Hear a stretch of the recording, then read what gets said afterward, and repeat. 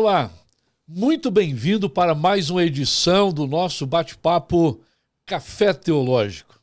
Um encontro onde nós podemos ter o privilégio e a oportunidade de conversar com amigos, com pessoas que realmente têm feito e têm marcado gerações e têm feito grande diferença na vida de muitos.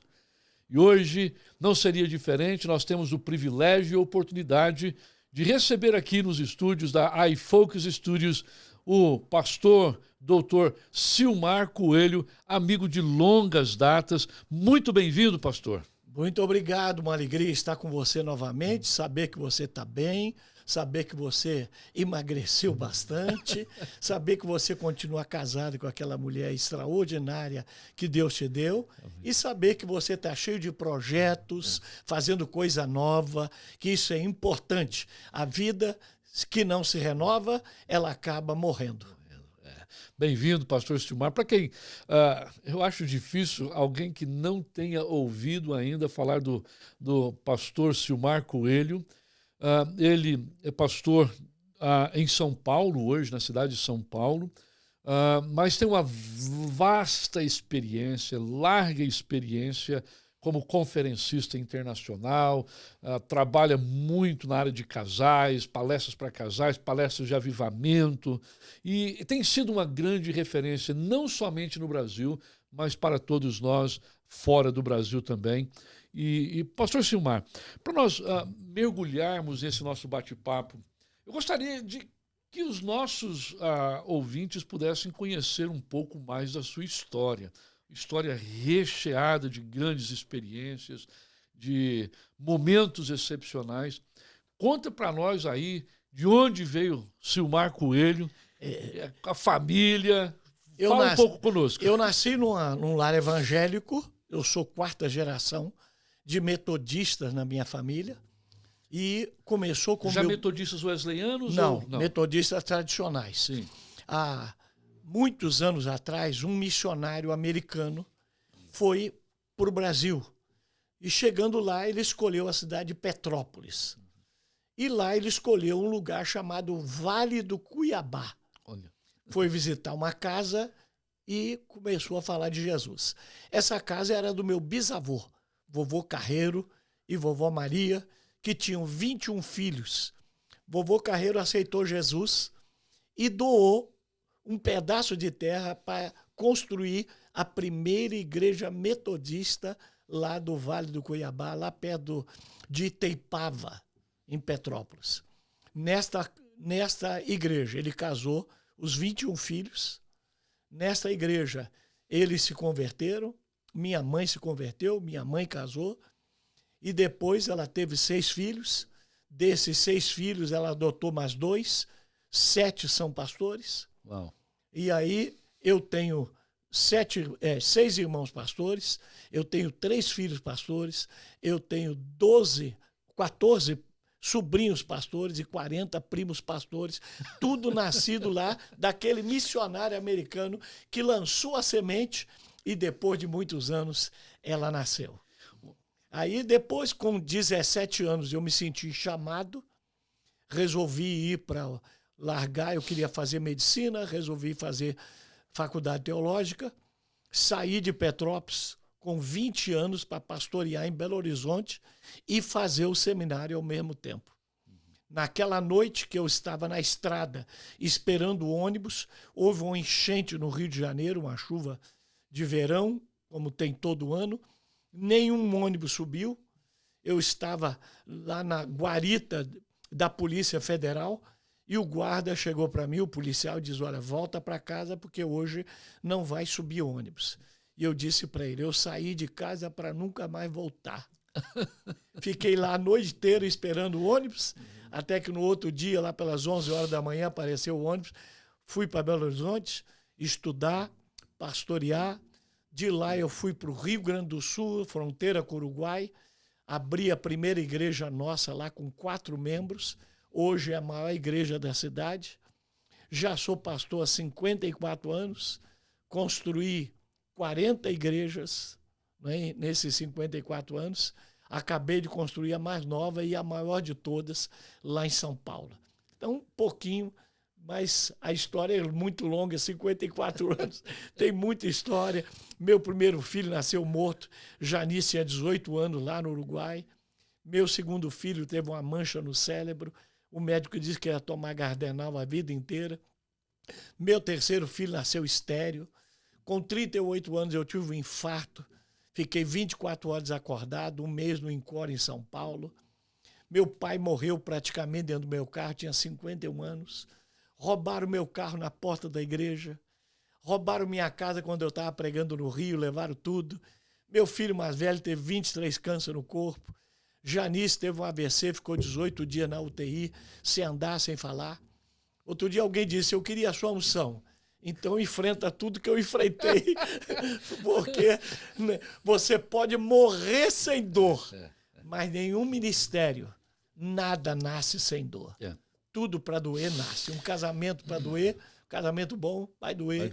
Filho bom vai doer. Tudo dói. Eu uso sempre uma expressão. Muitas pessoas querem o que você tem, mas não estão dispostas a fazer o que você fez. Não estão dispostos a passar por aquilo que você passou. Mas querer ter o que você tem, muita gente quer. E, sem a menor dúvida, isso aqui é um resumo da sua história. E grato por compartilhar brevemente, né, fazer esse resumo. Uma pergunta que eu gostaria de fazer aqui dentro desse contexto todo, né, sua família grande, tanta gente envolvida em ministério e tal. Aos seus 19 anos, ou um pouco mais novo, quando você se sentiu chamado para o ministério, muitas pessoas às vezes confundem. Eu já ouvi pessoas falar assim, não, eu não tenho chamado, mas a pessoa tem assim excepcionalmente uma atividade no contexto da fé que abençoa, que transforma a vida de outras pessoas tremendamente. Todos são chamados para ser pastor, todos são chamados para ser evangelistas. Né? Quando o senhor sentiu esse chamado para o ministério, o senhor teve a convicção que seria um chamado pastoral. Como que o senhor conseguiria fazer essa distinção para ajudar a desvendar esse... Existem vários tipos de chamado. Por exemplo, tem um chamado que ele é desde o teu nascimento. Jeremias, antes de você nascer, eu te escolhi. Eu te fiz profeta antes. Então, Deus escolheu essa pessoa. Há um chamado que ele cresce pouco a pouco. Você vai servindo a Deus, né? E à medida que você serve, você vai sentindo que tem um chamado para o pastorado ou para o evangelismo. Tem um outro chamado que é o chamado... o sacerdócio de todo crente. Todos nós somos chamados para pregar, para ser testemunha. E tem um chamado que eu digo traumático, né? Como de Moisés na sarça, um trauma. Né? Como Paulo, que cai no caminho de Damasco, vê uma luz brilhante que só ele vê, mas uma voz que todo mundo escuta. É um chamado traumático. O meu chamado foi o seguinte, eu já estava pregando, eu já estava servindo, e um dia o meu pastor, num domingo pela manhã, disse, Deus me disse que aqui tem um jovem que vai ser pastor, que Deus está chamando. Quando ele disse isso, aquela palavra veio como uma flecha, entrou no meu coração. Quando acabou o culto, eu fui para casa e disse para minha mãe, mamãe, aquele rapaz que o pastor falou que é chamado sou eu. E a minha mãe, que não tinha cultura nenhuma, mas muito sábia, disse, olha, Deus não manda recado. Deus, quando chama, ele chama a pessoa. Se Deus está chamando você, ele vai ter que falar com você particularmente. Não é porque o pastor disse que você vai ser pastor. Aí, naquela noite, eu ia acordar às 3 horas da manhã para trabalhar. Eu era penduleiro. Consertava relógio de rodoviária, de torre de igreja. Eu tinha feito um curso em São Paulo para ser penduleiro. E eu ia viajar para Teresópolis para consertar o relógio da rodoviária. Ia levantar às 3 da manhã. Aí, ao deitar, eu ajoelhei e disse, Senhor, se aquele rapaz que tu estás chamando sou eu, o relógio vai despertar às 3 horas. Me acorda 15 para as 3. Leidmar, 15 para as 3 em ponto, eu ouvi Deus me chamar. Silmar, eu ouvi a minha voz 2 vezes. Aí eu acordei, eu olhei o relógio e falei, não é cedo. Mas aí eu lembrei que eu tinha orado. Levantei-me, fui para o banheiro, peguei minha Bíblia, como todo novo crente faz, ajoelhei no banheiro e falei, Senhor, se tu estás me chamando mesmo, confirma através da tua palavra. E eu abri a Bíblia e saiu em Deuteronômio 29. Não, 2 Crônicas 29. Quem se oferece hoje voluntariamente a se consagrar a Jeová? E eu disse, eu. Quando eu falei eu, o Espírito Santo desceu naquele banheiro, eu comecei a chorar, senti uma coisa estranha, gloriosa, né? Que só de falar ainda queima os meus ossos, como Jeremias falou, né? Há um fogo. E é isso que me sustenta. É aquela, eu te chamei, eu estou contigo, eu te separei. E aí eu disse para minha mãe, sou eu. Eu comecei, mamãe acordou, veio no banheiro, bateu, você está passando mal? Não, mas estou passando bem. Estou passando bem. E aí dali, aquele chamado começou a crescer no coração. Falei para o pastor, ele me mandou para a faculdade teológica, estudei com Márcio Valadão, estudei com Joaquim, que é o líder da Presbiteriana Renovada. Em Belo Horizonte, foi? Foi em Belo Horizonte. Qual seminário lá na época? STEB. Seminário Teológico Evangelho do Brasil. Sim. Isso, STEB. Ele formou muitos. Interdenominacional, formou grandes líderes no Brasil todo. Né? Alexandre Ximenes, Lucimar, que é o presidente da Batista Renovada. É mais um Comar em Goiás, tem um Comar lá em Goiânia que eu acho que estudou lá também, o Sinomar. O Sinomar é o presidente da Luz para os Pobres, era meu colega de quarto. Era meu colega de quarto, mesmo junto. Então era um oceano já, né? O mar virou oceano. Naquele tempo não havia seminário pentecostal, a não ser o da Assembleia de Deus. Aí todas as denominações renovadas mandavam os seminaristas para lá. Eu não conheci esse seminário, mas ouvi falar muito e de grandes homens de Deus que surgiram dali. O diretor era René Pereira Feitosa, e o deão era Enéas Tonini. Inclusive o René Pereira Feitosa, ele veio para os Estados Unidos. Lá em Nova York, preguei lá muitas vezes. Em Astoria. E ele, uma vez eu preguei lá e falou assim, quem diria que você daria pregador? Porque eu era levado no seminário. E uma coisa interessante, né? Eu costumo dizer que quem vê a glória não conhece a história. Né? É fácil você olhar para o sucesso de uma pessoa. E eu falo sempre, gente, quando você vê alguém com sucesso, que tem alcançado o favor do Senhor, procure ver a história, porque por trás de todo sucesso tem uma história. Claro. Você veja o seguinte, quando eu era pastor em São Paulo, eu tinha 45 pastores auxiliares. Era a igreja que mais arrecadava, que mais contribuía para missões e a que mais batizava. Eu construí em São Paulo 24 igrejas e tinha muitas congregações. Aí eu resolvo largar tudo isso para fazer doutorado aqui. Leidimar, é uma loucura. Porque você vê, eu cheguei aqui com 4 filhos, esposa e 12 malas para morar no Tennessee, um lugar que eu nunca tinha ido.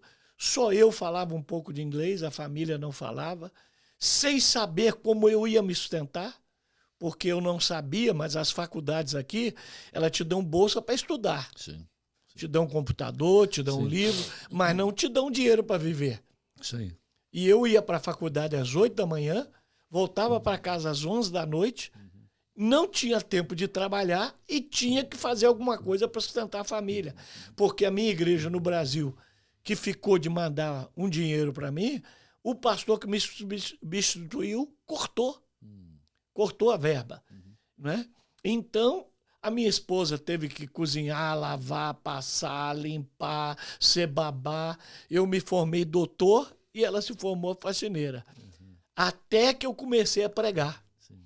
Você vê o seguinte, eu escrevi o sermão no computador, ia para a faculdade, pedia para um americano corrigir, voltava no computador, corrigia, voltava na faculdade, pedia para um americano ler para mim, eu gravava para eu poder pregar. Ficava escutando para pregar.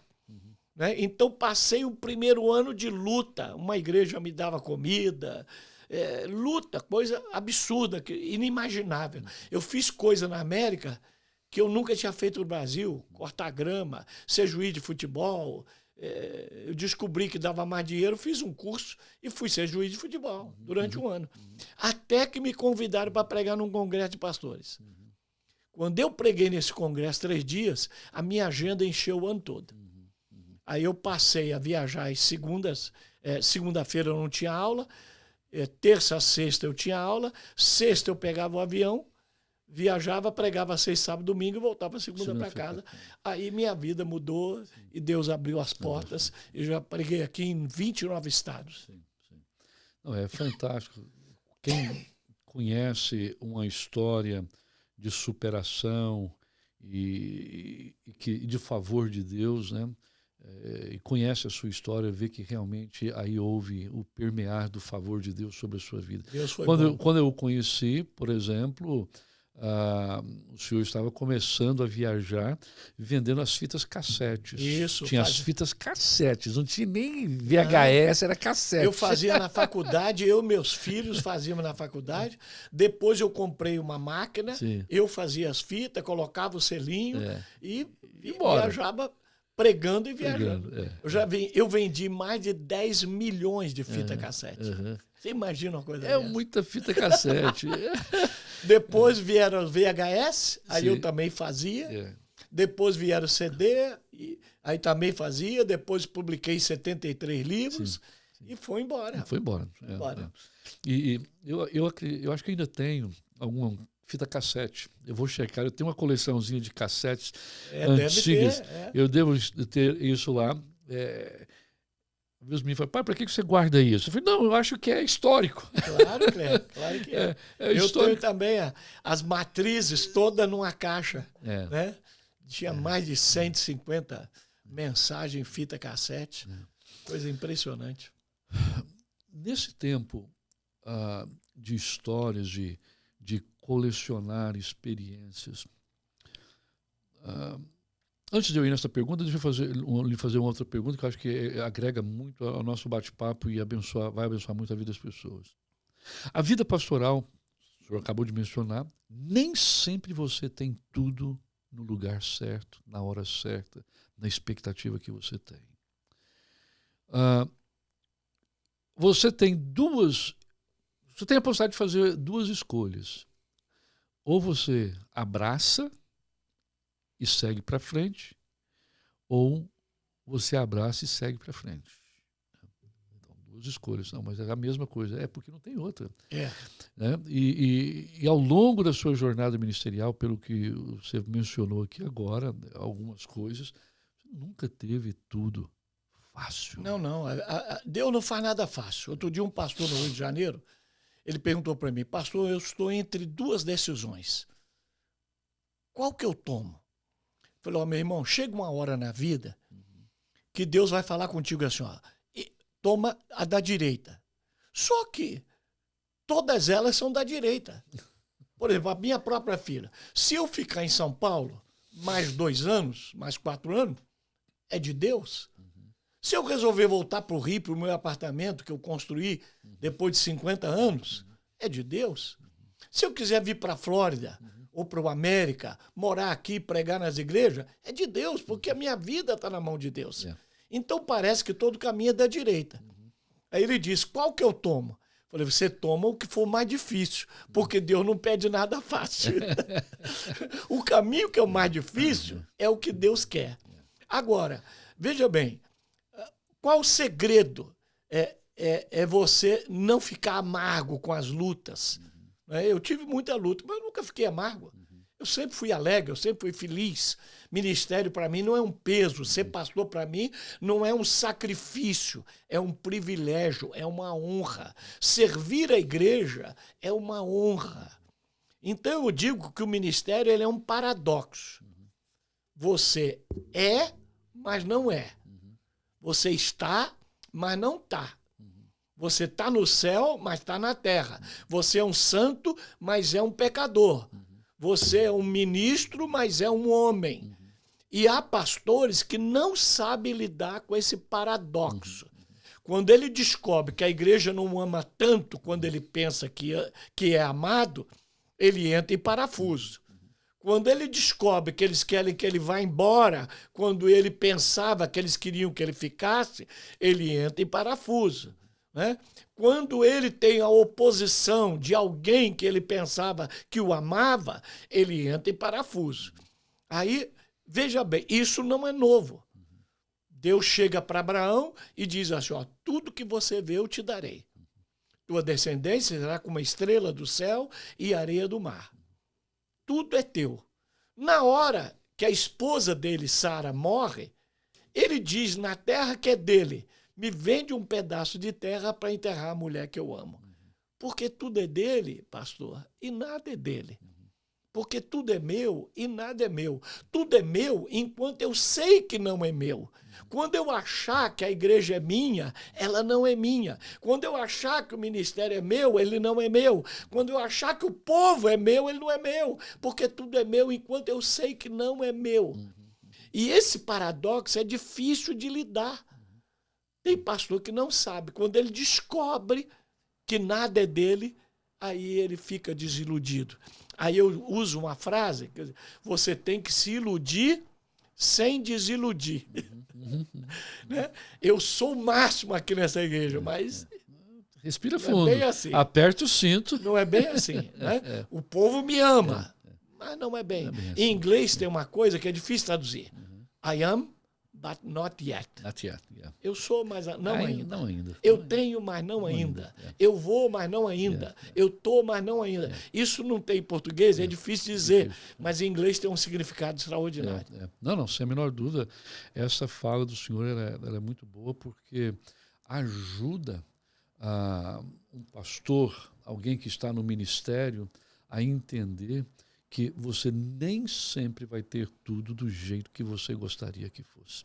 Por exemplo, quando o senhor compartilha, né, os momentos difíceis da saúde, da família, dos filhos, nasceu com problema, o outro teve problema, a Janice teve o problema de saúde, o senhor mesmo teve o seu próprio problema, né? Há um histórico na saúde da família. Né? Tem colegas, pessoas que simplesmente se afligem, né? Completamente. A alegria de servir o Senhor, ela é fundamental em toda e qualquer circunstância. E João tem um versículo que eu me baseio, ele diz assim, ninguém recebe nada se do céu não lhe for dado. João capítulo 3. Então esse é um dos segredos da minha vida. Ora, se eu não tudo que eu recebo vem do céu, então até o que é ruim vem do céu. E se vem do céu é bom. Porque Deus, quando manda algo ruim, é para te dar algo bom. Porque Deus é bom. Deus não pode deixar de ser bom. Porque bondade é a essência do que Deus é. Quando tudo vai bem, Deus é bom. Quando tudo vai mal, Deus é bom. Quando eu tenho tudo, Deus é bom. Quando eu não tenho nada, Deus é bom. Porque Deus é bom. Então, tudo vem do céu. Até os momentos tristes. O meu filho, ele chegou do hospital, eu trouxe ele chorando. Ele disse, pai, eu levei para o quarto, ajoelhei ele no pé da cama. E quando eu levantei, depois de eu orar, ele disse, pai, por quê? Por que eu estou com câncer? Eu tenho 27 anos, pai. Eu tenho 7 meses de pastor, 3 meses de casado. Falei, porque você conhecia os milagres do teu pai. Agora você vai conhecer os teus milagres. Não é? Porque nós, meu filho, somos consolados pelas feridas de Cristo. O povo é consolado pelas nossas feridas. Porque nós consolamos com a consolação com que somos consolados. Pastor não se faz em seminário. Pastor se faz em fornalha. É espremendo cana que se faz garapa, é espremendo uva que se faz vinho, é espremendo azeitona que se faz azeite, é espremendo carvão que se faz diamante, é espremendo mirra que se faz perfume, é espremendo um menino que se faz um homem, é espremendo um homem que se faz um líder, que se faz um pastor. Então, meu filho, Deus está se espremendo. Bem-vindo ao clube. Né? E não há outro caminho, pastor Ledimar. Não há. Olha, nada bom nasce sem pressão. E tudo aquilo que perdura precisa passar pela pressão. Tudo aquilo que vem rápido demais ou fácil demais esvai-se como uma neblina. Hoje é uma tirania da felicidade. Eu quero casar e ela tem que me fazer feliz. Eu quero um carro para ser feliz. Eu quero um iPhone para ser feliz. Eu quero uma igreja grande para ser feliz. Ora, quem coloca a felicidade em coisa vai estar sempre infeliz. Quem coloca a felicidade em pessoas vai sempre estar infeliz. Pessoas magoam, pessoas ferem. Por quê? Porque são ruins? Não, porque são pecadores, são gente. Natureza nossa. Não é? Então, essa tirania. Antigamente, não. Você, para ser feliz, por exemplo, você sabe disso, a gente vem da roça, não é? Você tinha que ter trabalho, comida e casa para morar. Acabou. Isso era feliz. Hoje, o camarada casa, ele quer casar com faculdade, com carro e com um apartamento montado. Ele não conquista nada. Isso aí. Ele não conquista nada. Então, ele não passa por essa moenda, por esse aperto que faria do casamento. Olha o que Paulo diz. Ó. Paulo diz assim, ó, que em 1 Coríntios 7, quisera que todo mundo fosse como eu, solteiro. No entanto, saiba que se você casar, você não peca. Mas também saiba que ao casar, você terá muita tribulação. Não é? Aí, Provérbios, Salomão fala assim, ó, você quer ter boi no curral, vai ter que limpá-lo. Quer dizer, você vai ter que lidar com a caca. Você não pode querer só o leite da vaca, só a carne. Você vai ter que ter a caca. Vai ter que lidar. Mas se você souber, você vende a caca como estrume. Mas tem que lidar. É impossível você ter um casamento sem problema. Ministério sem problema. Impossível. É interessante, né? Que porque dele, e por ele, e para ele são todas as coisas. Esta compreensão dentro das características de um homem de Deus, de um pastor, de um líder. Gosto muito quando o senhor fala sobre essa questão de nós somos, mas não somos. Nós temos, mas não temos. É nosso, mas não é nosso. Né? É porque eu até vejo, elencando aqui um pouquinho com essa última fala, é que às vezes nós buscamos realização fora. Enquanto nós não temos a realização dentro. Eu gosto muito de ministrar por séries, eu gosto de ministrar em séries. Eu ministrei no final do ano passado uma série justamente sobre nós termos o controle do homem interior. Esse controle do homem interior não vem a partir de uma capacidade essencialmente nossa, mas vem pelo Espírito Santo de Deus que habita em nós, e que se nós usarmos as ferramentas adequadas que o Espírito Santo de Deus coloca ao nosso dispor, nós vamos conseguir controlar o homem interior. Se controlarmos o homem interior, nós vamos controlar as circunstâncias externas. E o externo já não vai ser mais um desafio para a nossa vida interior, porque nós vamos saber separar, ainda que em um ou outro momento você tenha os seus desafios, que você fica meio desfranqueado, mas quando você se lembra de onde você é, de quem você é, você não se abate tanto quanto a maioria das pessoas. E isso só pode vir de Deus. Paulo fala em 1 Coríntios 4, ele diz assim, ó, eu estou pouco ligando se o mundo me julga. Estou nem aí. E aí se o mundo me julga, porque é uma pressão de fora. Né? Se você vai comprar um carro e diz eu sou pastor, principalmente no Brasil, ele já te olha, né? A pressão. Ele acha que você é um mercenário, ele acha que você explora o povo, ele acha que você arranca dinheiro das pessoas, as pessoas te olham. Né? Então eu estou pouco ligando, estou nem aí. E ele diz, e eu tão pouco estou ligando se a igreja me julga. Né? Porque o povo faz uma certa pressão, até quem te ama. Porque quem te ama é como uma mãe possessiva que te quer só para ela. Né? Tudo é bom se você pregar, a oração é boa se você orar, a visita é boa se você visitar. É aquela pressão que as pessoas querem estar contigo o tempo todo, né? E te suga. A demanda. E aí ele diz, e nem eu tampouco julgo a mim mesmo. Para mim essa é a pior pressão de todas.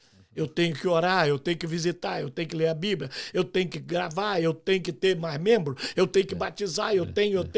Essa pressão que a gente... Eu tenho que ter um programa de televisão, eu tenho que ter. Né? Sim. E ele diz, porque quem me julga é o Senhor. Sim. E a única coisa que ele deseja de mim é que eu seja encontrado fiel. Né? Deus não quer que eu tenha 1000 membros. Deus quer que eu seja fiel mesmo independente. Mesmo que eu tenha 50. Independente. Se você é fiel, e você que me assiste, sabe? Se você é fiel com 50 membros, Deus está muito feliz com você. Porque quem quer ter 1000 membros sou eu. Né? Agora, no Brasil, você quer ter ar-condicionado. Tudo bem, 10.000 de conta de luz todo mês. Né? Você quer ter 1000 membros, você vai ter uma pressão surreal, porque 1000 membros, você precisa de líder, você precisa de espaço, você precisa de muita coisa. Você quer construir um templo enorme, né? Por exemplo, eu agora acabei de construir. Se eu não fizer nada lá, pastor Ledimar, aquilo vira um elefante branco. Porque é um prédio enorme que vai ter muita despesa. Eu vou ter que ter segurança, eu vou ter que ter câmera, eu vou ter que ter gente para limpar, eu vou ter que ter... Então eu vou ter que montar escola, eu vou ter que montar creche. Eu já coloquei um SUS lá dentro, falei com a prefeitura, que é para servir a comunidade. Eu tenho que emprestar ele para a escola, eu tenho que alugar, porque se não gerar, eu não vou ter um prédio de 6 andares para ter culto quinta e domingo. Tem que fazer sentido. A pressão tem que vir. E interessante nessa fala é o seguinte, é que muitas pessoas buscam a felicidade sempre naquilo que está do lado de fora. Sempre em agregar alguma coisa a mais. Né? A felicidade, ela precisa ser interna. Né? A alegria do Senhor é a nossa força para todos os momentos. Eu tenho plena convicção, conhecendo o Senhor já por um tempo, né, que diante dos embates que você enfrentou ao longo dos anos, com enfermidades ministeriais, que todo pastor que não passa pela pressão não sabe o que é. Verdade. Né? Então, é justamente a alegria que não é mecânica. Eu sei que essa alegria vem do Senhor. A gente também aqui, a gente procura viver dessa forma. Apanha do lado direito, firme com o Senhor. Apanha do lado esquerdo, firme com o Senhor. De todo jeito que nós formos abatidos ou apanharmos, nós estamos com o coração firmado no Senhor. Porque a nossa alegria, ela vem de dentro para fora. Eu digo, muita gente pergunta, um dos segredos de eu ser tão jovial é essa alegria que eu tenho. E a alegria, ela tem várias. Por exemplo, em João 16, diz assim, eu vou transformar tua tristeza em alegria. Então, tem uma alegria que era tristeza e que Deus transformou em alegria. A segunda, a alegria que eu te der, ninguém poderá tirar. Então, tem uma alegria que ninguém tira, que foi a alegria que Deus deu. A terceira, até agora você nada tem pedido ao meu Pai em meu nome. Pede e meu Pai te dará para que a tua alegria seja completa. A alegria completa é aquela que quando você recebe o que pede a Deus. Né? E tem a alegria, fruto do Espírito, né? A alegria do Senhor. E eu digo, se a alegria é força, tristeza é fraqueza. Então a Bíblia diz, eu aprendi a viver contente em toda e qualquer situação. Alegria é algo que você aprende. Tristeza é algo que você aprende. Já que você vai aprender alguma coisa, vamos aprender a ser alegre. E isso, as duas, tanto a alegria como a tristeza, passa por uma decisão. Exato. Não é sentimento. É decisão. Decisão. A gente sente ou alegria ou tristeza, é sentimento. Mas se a gente vai deixar permanecer, ou o que vai acontecer conosco por causa de uma ou de outra, é uma decisão. Né? Ser feliz, ser alegre ou ser triste. Interessante que a psicologia ensina o seguinte, que a tristeza vulnerabiliza não só o emocional, Mas com o passar do tempo, ela vai vulnerabilizar também todo o organismo. Todo o corpo da pessoa se interioriza. Né? E isso somatiza de tal forma que geram as doenças psicossomáticas. Né? Pessoas, às vezes, têm sentimentos, têm doenças, enfermidades, que ela não sabe, é doença de alma. Doença de alma. Doença de alma.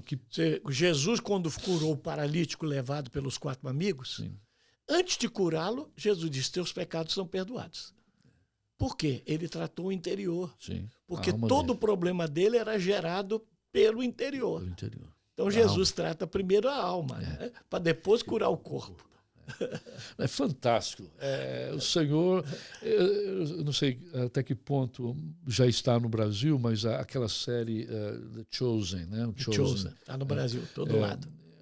Alguns discutem algumas coisas, mas tudo que você colocar lá fora, o pessoal vai discutir. Não, isso aí. Independente. Mas eu acho que a série ela tem sido muito fantástica. Um Jesus alegre. Um Jesus alegre. De bem com a vida. De bem com a vida. Né? Que abraça as pessoas. Né?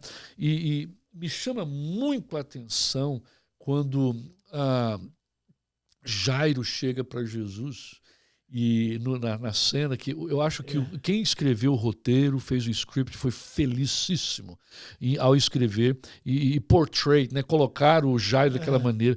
Ele chega diante de Jesus, sabendo o que Jesus estava fazendo na comunidade, e ele chega com um profundo respeito. E ele se ajoelha aos pés de Jesus. Na cena, Jesus vai lá e pega ele e fala, fica de pé. Porque somente um Deus como que nós servimos para colocar as pessoas de pé diante das dificuldades. E aí Jesus faz uma frase que eu acho linda. Ele diz, hoje eu vou para a tua casa. Fantástica, fantástica. Hoje eu vou para a tua casa. Coisa linda.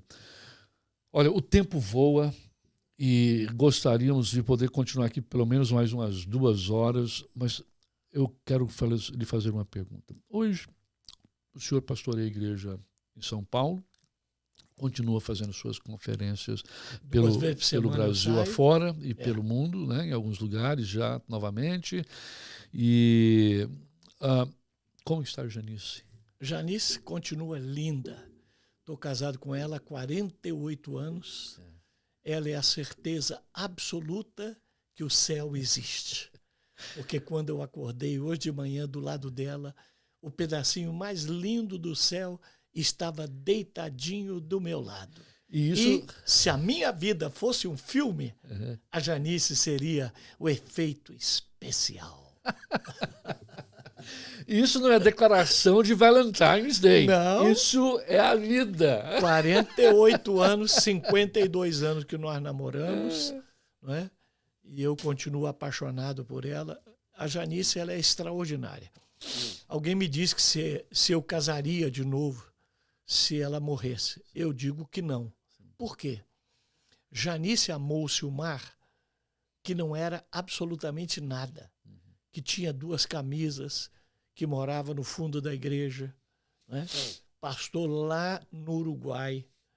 Ela namorou aquele seminarista que não tinha dinheiro para ir ao Rio visitá-la. Eu namorei ela 4 anos por carta. E durante 7 meses quem escreveu as cartas foi a mãe dela, porque ela tinha 13 anos, não sabia escrever carta de amor. E eu namorei minha sogra 7 meses sem saber. Então, você vê, a Janice acreditou em mim. Eu não era escritor, eu não tinha livro, eu não era famoso. Hoje, quem casar comigo vai amar o Silmar que ela pensa que eu sou. O Silmar conhecido, o Silmar famoso, o Silmar que tem casa própria, que tem carro. Janice amou o Silmar, que não tinha nada. Então isso tem um valor extraordinário. Né? Extraordinário. Então eu continuo apaixonado, continuo amando, continuo passando a mão nela, continuo brincando. Né? Uma das coisas lindas dela é que ela ri de mim o tempo todo. Ela diz que você é louco, você é maluco. Para com isso, menino. Né? Então a gente tem uma vida extraordinária. Né? Temos 9 netos, 4 filhos. Né? E então a vida, eu não seria ninguém sem a Janice. E hoje, Valentine's Day, Se você ainda não fez uma declaração de amor para sua esposa, faça isso. Diga para ela, se eu plantasse uma flor, por cada vez que eu penso em você, você estaria deitada num jardim. Eita. Escutou aí, né, Sérgio? Anota aí. O Sérgio é o nosso homem de técnica aqui. De retaguarda. De retaguarda. Agora, para nós caminharmos, para encerrarmos esse primeiro bate-papo nosso,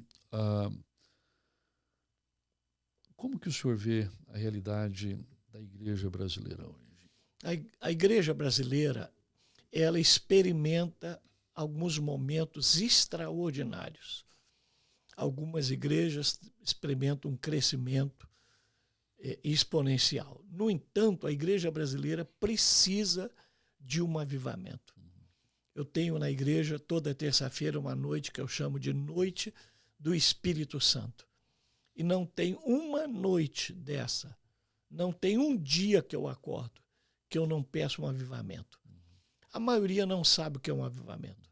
Nós vivemos um avivamento na década de 60, onde surgiu a Batista Renovada, onde surgiu a Presbiteriana Renovada, a Metodista Renovada, da qual eu faço parte. Tivemos momentos extraordinários. No entanto, nós pecamos, porque achamos que ser pentecostal era imitar pentecostais. E fomos imitar os pentecostais nas coisas que eles queriam abandonar e que sabiam que não valia a pena. Fomos imitar em costumes, em corte de cabelo, em exigir coisas que não fazem, né? Porque a Bíblia diz, doutrina sem amor não tem valor nenhum. Não é? Então, pensávamos que vai... E aí fomos corrigir a trajetória. Nisso, algumas igrejas hoje no Brasil já são pentecostais tradicionais. Porque não há manifestação do Espírito, não há línguas, não há interpretação, não há profecia, não há renovo. Então, nós precisamos urgentemente de um avivamento. Imagina, somos 50 milhões de pessoas que frequentam as igrejas evangélicas. Está nesse percentual. E o que fazemos para mudar o país? Olha o nosso país como está. Olha a violência, olha o desmando político, olha, né, droga, prostituição, olha o carnaval. Quer dizer, somos 50 milhões que não fazemos diferença. Né? Somos um elefante amarrado por uma corda dentro de um circo, balançando a cabeça e achando que não temos força. Nós precisamos de só um avivamento. Vai levar a igreja brasileira para o lugar que é dela por direito e que ela tem que estar. Precisamos urgentemente de um verdadeiro avivamento que traga Deus à igreja, que traga uma volta à palavra, uma volta ao arrependimento, uma volta à salvação de almas, uma volta à oração. Né? A oração. A minha igreja tem uma reunião de oração de 250 pessoas toda semana, que no Brasil é um fenômeno. Mas, no entanto, eu tenho 1.500 membros. Né? No Brasil, quando os pastores chegam lá na minha reunião de oração, ficam encantados com o movimento que há. Tem reunião de oração todo dia às 8 da manhã, temos vigílias, mas hoje coisa é rara. Né? O pessoal hoje quer culto de louvor, louvor, louvor, cantor, e traz o cantor famoso, e você sabe disso. Você traz um cantor famoso, tua igreja lota, o teu povo não vai assistir porque vai ficar trabalhando no estacionamento e para dar um conforto aos visitantes que vêm, não vai arrecadar absolutamente nada, porque quem vem atrás de cantor não dá oferta, não dá dízimo, não vai arrecadar absolutamente. Você vai ter a despesa, o teu povo não participa, e você enche a igreja de gente que não vai voltar, que não quer nada com o evangelho, só quer um show. Infelizmente. Infelizmente. Essa palavra é muito boa. E o senhor, hoje, o que mais queima no seu coração? Eu vejo que existe esse fervor por avivamento.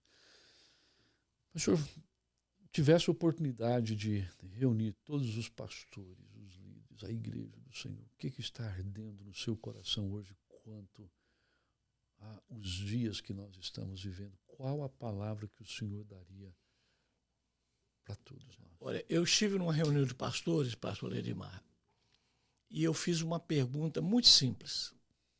Né? Tinha uns 1.500 pastores. Falou, se você soubesse que iria morrer amanhã, com quem você deixaria teus cartões de crédito, teu talão de cheque, tuas senhas e as escrituras da tua casa? Aí um falou com meu pai, outro disse com a minha esposa. A maioria falou pai e esposa. Nenhum deles, Leidmar, nenhum disse com esse colega que está sentado ao meu lado. Nenhum. O que mostra que nós não confiamos uns nos outros. E os nossos pastores precisam de um avivamento de integridade. Aqui na América nós temos muita integridade e pouco fogo. No Brasil nós temos muito fogo e pouca integridade. De uma ética, de respeito. Meu filho mora em Goiânia. Há poucos dias ele me disse que um pastor chegou para ele e falou, viu lá o amigo do teu pai que adulterou? E meu filho, qual amigo? Ele vai dizer que você não sabe? Fulano de tal. Eu não sei. Impossível que o teu pai não te contou. E meu filho respondeu, meu pai não me conta nada negativo. Eu fui visitar esse pastor que pecou. Quando eu pousei o avião, ele foi me buscar no aeroporto e disse, a pastora Janice não veio? Falei, meu filho, a Janice te ama como um filho. Como é que eu traria ela para cá para ela ficar sabendo dessa sujeira que você se meteu? Ele começou a chorar e falou assim, a pior palavra que eu ouvi até agora foi essa. O senhor não poder trazer a sua esposa aqui por causa de mim. Porque eu não conto. Sim. Não há motivo, entendeu? Nós não podemos nos alegrar com a derrota do outro. Não podemos espalhar a derrota do outro. Embora que tenha alguns que digam que a gente tem que, para o bem da igreja, proteger, contar. Eu acho que não edifica absolutamente nada eu contar o problema de outra pessoa. Não edifica absolutamente nada eu me alegrar com a derrota do outro. Eu não posso crescer à custa do meu irmão. Eu não posso crescer à custa de subir em alguém que errou o que foi. Então, nós precisamos de um avivamento de integridade. Amém. Mais do que um avivamento de fogo. Olhando para a sua trajetória, olhando para trás agora, olhando no retrovisor, na sua trajetória, na sua história, os acertos, desacertos, as lutas, as batalhas, os momentos que possivelmente, aparentemente, parece que Deus não estava lá em alguns momentos. A gente sabe que Deus sempre esteve, mas claro. O que o senhor pontuaria e daria em termos de palavra, deixaria de palavra e conselho para todos? E uma das coisas que eu não faria era contar meus sonhos como eu contei. Eu errei em contar meus sonhos, porque ao contar meus sonhos, igual ao José, produziu muita inveja, produziu muita oposição, produziu uma pressão que eu não precisava dela, totalmente desnecessária. Né? Por exemplo, eu vim para a América para voltar para a minha igreja e me tornar bispo. Né? Eu me tornei, mas eu enfrentei uma luta louca, porque eu vivia falando que eu ia ser o bispo, né? Imaturo, novo, falando que eu ia ser o bispo. E aí eu voltar, depois de 7 anos aqui, eu enfrentei uma oposição porque eu me tornei itinerante exatamente para não dividir a igreja, por causa da oposição, porque todos os cargos estavam ocupados e ao chegar o pessoal me viu como alguém vai tomar meu lugar, Silmar vai tomar meu lugar. Então foi uma pressão totalmente desnecessária.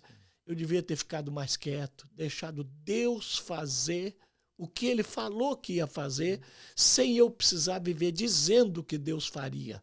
Né? A gente, quando novo, erra muito nessa área. Você falar o que Deus vai fazer na tua vida, quando isso vai gerar oposição, inveja, egoísmo, e uma pressão totalmente desnecessária. Eu não precisava ter falado. Né? Eu costumo sempre dizer assim que nem todas as pessoas se alegram com os seus sonhos. Quando você contar um sonho e você vê que a pessoa deu um sorriso, às vezes pode ter sido um sorriso meio amarelado, mas foi um sorriso você tipo não deve assim... contar sonho, não. Você não deve contar quanto ganha, né? Se você ganhou um dinheiro, se você comprou uma casa nova, se você tem um carro novo, você não conta nada. Porque se você contar isso para a tua família, eles vão acabar te pedindo dinheiro emprestado. Aí vão acabar não te pagando e você perdendo o familiar, o amigo e o dinheiro. É isso mesmo. Então a gente não conta. Tem coisas que não vale a pena contar. Né? José errou porque contou. Né? Era jovem, eu vi vocês se ajoelhando, contou, arrumou uma confusão danada. Devia ter ficado quieto. E eu cometi o mesmo erro de José. Eu contei muita coisa para muita gente que eu não precisava ter contado. Uau. Muito obrigado. Boa lição. O que o senhor faria igual ao longo da sua vida? Amaria minha mulher do mesmo jeito que eu tenho amado durante 48 anos. O que o senhor não faria? Eu não voltaria para o Brasil hoje. Depois que eu terminei o doutorado, você vê o seguinte, eu recebi o convite de 2 igrejas para ser pastor aqui. Uma igreja brasileira e uma americana. Uma delas quis me dar, eu até não falo isso para muita gente, falou, escolhe a casa que você quer nesse condomínio aqui que nós vamos colocar no teu nome para você ficar. E eu não aceitei, querendo cumprir minha palavra, querendo honrar a minha integridade, que eu prometi à Igreja do Brasil voltar. Hoje eu não voltaria, eu teria ficado aqui. Né? Mas Deus transforma tudo. Né? Me tornei conhecido no Brasil, preguei para todo lado, prego ainda para todo lado, escrevi os meus livros, mas hoje eu teria ficado aqui e pastoreado aqui, que eu teria um poder extraordinário, financeiro, para fazer muito mais igreja do que eu construí. Sim, sem dúvida. Porque quando eu estava aqui, eu construí uma igreja em Tangará da Serra em uma semana. Sim. Eu levantei o dinheiro, levei os americanos e construí quando eu estava aqui. Você imagina se eu tivesse ficado aqui esses 30 anos. Aqueles projetos de missionários de construção. Meu pai do céu. Né? Mas eu quis cumprir minha palavra, cumpriu. Foi bom para o momento, mas hoje eu não voltaria não, eu teria ficado aqui. Gente, pastor Silmar, é sempre uma alegria, é sempre muito rico poder conversar com o pastor Silmar. E a amizade, eu posso dizer amizade mesmo. Sim, somos verdade, amigos. De tantos anos. Somos amigos. E ele vai estar ministrando nesse final de semana conosco aqui em Deerfield Beach. E, pastor, que alegria em revê-lo. Saber que o senhor está bem, saber que Janice está bem, os filhos, netos, o ministério está crescendo cada vez mais. Muito feliz mesmo de ver o que Deus tem feito na sua vida e através da sua vida. Honrados por tê-lo aqui no Café Teológico, batendo esse papo e encorajando. Meu irmão, que é abaixo de mim, me fez um elogio que eu cunho. Eu tenho 2 elogios que me fizeram muito bem. Um foi do meu irmão. Ele disse, você é admirável. Eu perguntei, por quê? Porque você, quando era para terminar, está sempre começando. Isso é um bom elogio. Excelente. Né? O outro elogio foi da minha nora, casada com o Felipe. Ela me ligou e disse assim, pastor, eu achava o senhor muito duro com seus filhos. Sempre achei. Mas agora, depois de casada há 12 anos com seu filho, e ver o pai e o marido extraordinário que ele é, eu quero lhe agradecer por ter sido duro com meu marido. Que bom. Bom elogio. Excelente, excelente. Portanto, gente, nós ficamos por aqui, Café Teológico.